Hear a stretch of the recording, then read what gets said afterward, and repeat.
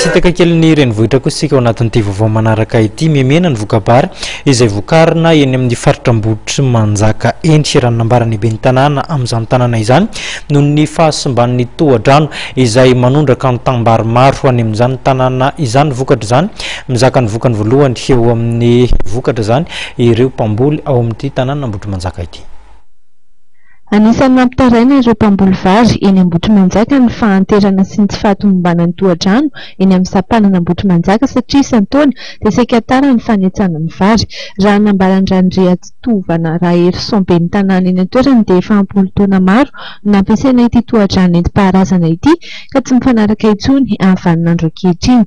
Entaentan'ireo mpamboly eny an-toerana araka ny nambarany hatrany ny hanovana ireo tohadrano tranainy ireto ho tohadrano arifomba. Nambarany ihany koa fa rehefa voafeno fampidiran-drano ao amin'ity toerana ity dia vary milanja 7,4 taona isan-taona no tokony hiakatra eny an-toerana satria dia mahatratra 502 hektara ny tanimbari'izy ireo. Amin'izao fotoana izao nefa tsara raha misy 1 taona monja ny vokatra ireo tany noho ny fahataran'ny rano. Ity tohadrano ity tokoa izay eto Antsapanana ary ity moa ny tena hoe aina commune mihitsy, aina Ambototry Manjaka amin'ny fambolena. Tsy aina Ambototry Manjaka rery fa isan'ny tratra koa ny commune anankitelo Fiombonana, Akadimanga ary Ambotrabeto izay any Atsimondrano. Ary fidiran'ny rano zao tokony efa hiditra ny rano kanefa moa no fahasarana commune rehetra moa tsy afaka nanao an'izany izy.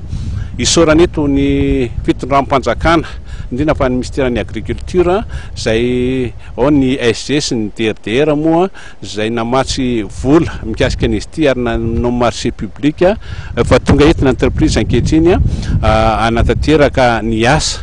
Ary izay fidiran-drano izay moa dia fatarina hoe amin'ny 2 hektara eo no tratson'io zavatra io. Eto rehefa tara mihitsy izy rehefa nampiady saina be mihitsy kanefa ny ankehitriny dia tanteraka ihany ny fampidiran-drano.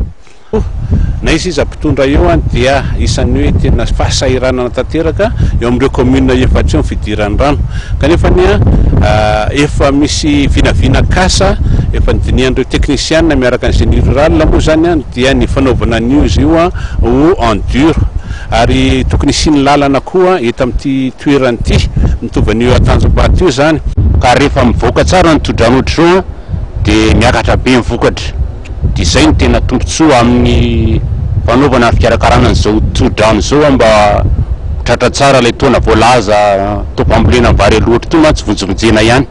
Ny herinandro asa teo dia misy ny fiaraha-miasa teo amin'ny commune sy ny ministeran'ny fambolena na hafanana tsara ny tohadrano entina mampiditra ny rano ny tao-panetsana ity. Raha ny fahitana azy anefa dia vahaolana vonjimaika ihany izy ity fa ny fananganana tohadrano no tena vahaolana maharitra. Nandritra fotoana io dia nanao antsoavo amin'ireo mpitondra sy ireo mpamatsy vola ny be ny tanàna mba hifanonentanana amin'ny fananganana ity tohadrano ity satria ny vary eny Ambototry Manjaka hoy izy dia ahafatsy Antananarivo raha vita izany.